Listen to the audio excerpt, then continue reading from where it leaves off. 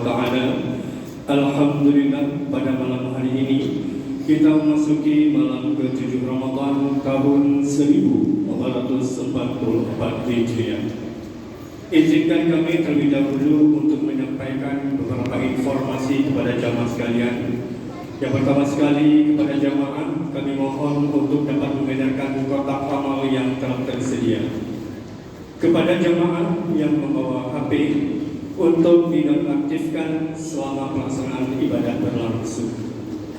Selanjutnya, kami atas nama Badan Kemakmuran Masjid Jami Kabupaten Canggarang memohon kepada Bapak Ibu, para jamaah yang membawa anak-anak untuk dapat mendampingi anak-anaknya sehingga tidak berlari-lari menumpahkan baik jajanan, makanan, air di atas ambal karpet sholat, karena dapat mengganggu aktivitas ibadah sholat berjamaah. Atas kerjasamanya kami ucapkan terima kasih. Hadirin hadirat jamaah sholat Isya dan Tarawih yang dimuliakan Allah Subhanahu wa taala. Selanjutnya adapun yang bertindak sebagai pembaca sholawat pengiring sholat tarawih pada malam ini akan dipimpin oleh Tengku Ismadani. Imam sholat tarawih diimami oleh Tengku Romi Saputra. Berikut kita dengarkan ceramah Ramadan pada malam ini. Insya Allah akan disampaikan oleh guru kita bersama Abi Husni Al-Luqman. Kami persilakan dengan segala hormat. Billahi taufiq wal hidayah. Assalamualaikum warahmatullahi wabarakatuh. Assalamualaikum warahmatullahi wabarakatuh. Alhamdulillahilladzi ja'alana syahran mubarakan. Yaqulullahu ta'ala fi kulli lailatin hal min sa'ilin fa'atihi su'ala wa hal min ta'ibin fa'atubu alaihi hal min mustaghfirin fa'aghfirullah. Wassalatu wassalamu ala sayyidina Muhammad ibn Abdillah wa ala alihi wa sahbihi wa man tabi'ah amma ba'd. Yang terhormat seluruh panitia Masjid Jami yang mulia, yang terhormat Bapak Kapolres Kota Sumawe, hadirin wal hadirat sidang jamaah Isya dan Tarawih rahimakumullah. Setiap malam di dalam bulan Ramadan Allah berfirman, hal min sa'ilin, kata Allah, adakah di antara hambaku yang meminta, wa a'tihi su'alan, maka pastinya aku akan memberikan setiap permintaannya. Yang kedua, hal min ta'ibin, adakah di antara hambaku yang bertaubat, fa'atubu alaihi, maka aku pun akan menerima taubatnya. Yang ketiga, hal min mustaghfirin, adakah di antara hambaku yang memohon ampun, fa'aghfirullah, pastinya aku akan menerima ampunannya. Yang menjadi pertanyaan, setiap waktunya kita bertaubat kepada Allah Subhanahu wa ta'ala. Bahkan Ramadan merupakan bulan tempat yang mustajabah doa, diterima dan taubat oleh Allah Subhanahu wa ta'ala. Adakah taubat kita telah diterima oleh Allah? Rupanya pertanyaan yang sama pernah ditanyakan kepada beberapa para ulama. Ada yang bertanya, ya ulama, hal ya'riful 'abdu, adakah seorang hamba itu mengetahui idza taba anna taubatahu qubilat amruna, seandainya hamba itu melaksanakan taubat kepada Allah Subhanahu wa ta'ala, apakah dia tahu taubatnya diterima atau ditolak? Apa jawab para ulama? Jawabnya la muqima finan. Tidak ada yang mampu memastikan bahwa taubat seseorang itu diterima oleh Allah ataupun ditolak oleh Allah. Tapi kata para ulama, kullu syai'in ayat. Setiap sesuatu itu ada tanda-tandanya. Setiap sesuatu itu ada buktinya. Walakinna dzalika alamatu sidqi. Begitu pula kaitan dengan masalah diterima taubatnya seseorang oleh Allah Subhanahu wa taala, itu pun ada tanda-tandanya. Maka jawab ulama, tanda-tanda seseorang itu diterima taubat oleh Allah Subhanahu wa taala itu ada. Maka coba sama-sama kita muhasabah, introspeksi diri, melihat kepada diri pribadi, apakah keenam tanda-tanda ini telah kita miliki.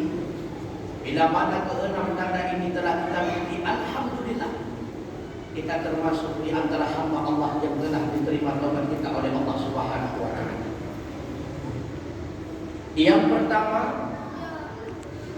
tanda seseorang telah diterima taubat oleh Allah Subhanahu wa taala, ayyara nafsuhu ghayra ma'sumatin minal ma'siyah.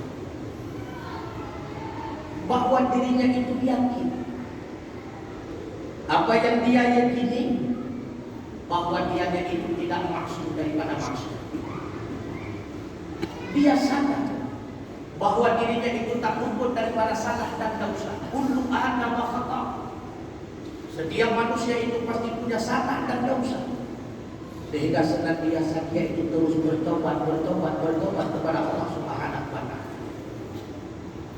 Senantiasa dia bertobat kepada Allah. Kenapa? Karena dia sadar bahwa dirinya itu tidak pernah luput daripada salah dan dosa kepada Allah.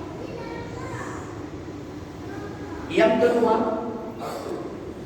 tanda seseorang telah diterima taubat oleh Allah Subhanahu wa taala, yara fi qalbihi farha ba'idan.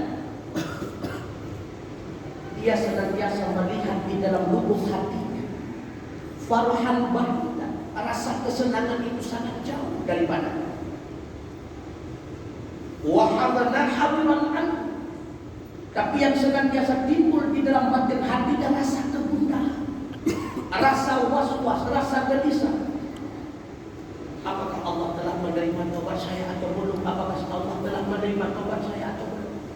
Sehingga senantiasa dia memperbaiki taubat, terus dia memperbaiki taubat, karena dia senantiasa ragu-ragu atas taubat yang telah dia lakukan kepada Allah. Ini merupakan tanda seseorang telah diterima taubat oleh Allah Subhanahu wa taala. Artinya hatinya tidak pernah aman, hatinya tidak pernah tenang, senantiasa gundah, senantiasa was-was terhadap diri pribadinya. Siapa tahu Allah Subhanahu wa taala tidak menerima taubat, maka terus dia memperbagus setiap amal kualitas ibadah. Yang ketiga, tanda seseorang telah diterima taubat oleh Allah Subhanahu wa taala, yaqrabu ahlal khair wa yub'idu ahlal syarr. Dia senantiasa dekat dengan ahli-ahli kebajikan, mendekati para ulama, mendekati para ahli ibadah, dan dia senantiasa menjauhi orang-orang yang melakukan perbuatan-perbuatan yang hina, perbuatan-perbuatan yang jelek, para ahli maksiat. Kenapa dia menjauhinya? Khaufan minal wuqu'i ilal maksiat. Karena dia khawatir bila mana berteman dengan ahli maksiat, dia pun akan jatuh kepada maksiat yang sama. Ini adalah tanda-tanda orang yang telah diterima taubat oleh Allah Subhanahu wa taala. Senantiasa menjadi temannya orang-orang yang ahli ibadah, berteman dengan orang-orang yang ahli kebaikan, berteman dengan para ulama, orang-orang yang alim, para cendekia, menjauhi orang-orang ahli maksiat dan sebagainya. Bahkan dia tidak pernah mendekati tempat-tempat maksiat karena khawatir terhadap dirinya. Bisa saja dia terjerumus kepada maksiat tersebut. Ini adalah tanda orang tersebut telah diterima taubat oleh Allah Subhanahu wa taala. Subhanallah. Tanda selanjutnya kata ulama, ya'mal qalila minad dunya kathiran. Yang nampak baginya dunia ini sedikit, walau bentuk kenikmatannya itu banyak. Dunia ini hina, walau nampak pada pandangan orang dunia ini begitu mewah, sehingga dia mengambil bahagian daripada dunia hanya sebatas untuk kecukupan hidupnya. Tidak pernah hidup dalam bermewah-mewah, tidak pernah berangan-angan. Sedangkan kaitan dengan amalan, wa yaral katsira min amalil akhirah qalil. Amalan akhirat bentuknya itu sangat banyak. Bentuk amal ibadah berbagai macam. Akan tetapi dia merasa bahwa dia sangat sedikit melaksanakan amal yang saleh. Sehingga dia terus melaksanakan, menambah, bukan cuma kualitas, bahkan menambah amal kebaikan di jauh dari kuantitasnya. Tanda selanjutnya bahwa seseorang itu telah diterima taubat oleh Allah Subhanahu wa taala, yara qalbahu mushtaghilan bimal tadama min Allah ta'ala khadiyan amma kafalallahu ta'ala lahu minal. Dia melihat di dalam lubuk hatinya berbimbangnya dengan amal kebajikan yang telah diperintahkan oleh Allah Subhanahu wa taala. Amal kebajikan itu bukanlah asal muasal untuk mendapatkan rezeki di sisi Allah. Dia jadikan amal kebajikan itu semata-mata sebagai bekalnya dalam menghadapi Allah Subhanahu wa taala, bukan mencari popularitas di dalam dunia, bukan untuk mencari kemewahan di dalam dunia, bukan untuk mencari kedudukan di dalam dunia. Dia beramal dengan amal yang saleh, sedekah, jamaah dan sebagainya, hanya semata-mata mengharapkan balasan di sisi Allah Subhanahu wa taala, tanpa ada tujuan yang lain. Dia bertanda Allah, sehingga amal kebajikan baginya menjadi kebutuhan, bukan sebaliknya. Amal kebajikan itu menjadi beban.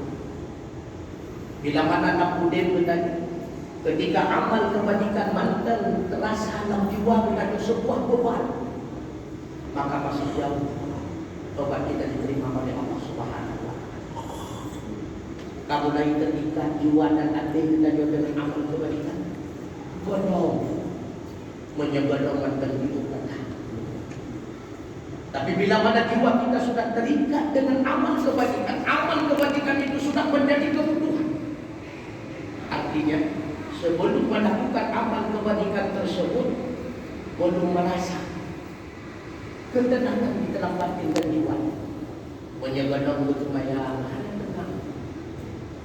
Menyebelong membaca Al-Quran, musabah ini, belum tenang. Menyebelong nanti kir berseduh ke, belum ketenangan. Itu pertanda jiwanya telah terikat dengan amal kebajikan. Dan itu bahagian daripada tanda-tanda seseorang itu telah diterima taubatnya oleh Allah Subhanahu wa taala. Subhanallah. Kemudian kata ulama, tanda yang terakhir, yakunu hafizan lisan. Tanda orang yang telah diterima taubatnya oleh Allah Subhanahu wa taala, dia senantiasa menjaga dan memelihara lisannya. Ia tidak akan pernah bertutur kata dengan bahasa yang tidak bermanfaat bagi dunia dan agama. Makanya dipegang oleh Rasulullah, di antara tanda ulur yang bangai itu, dia itu terlalu banyak berbicara, padahal pembicaraan yang tidak ada manfaat sedikit pun. Jangankan untuk agama, untuk dunia pun tidak ada manfaatnya. Itu tanda orang. Dia sering berulang-ulang. Kebanyakan bertanya wanda pak pegang untuk lemah pak ulung tadi seolah-olah tak boleh.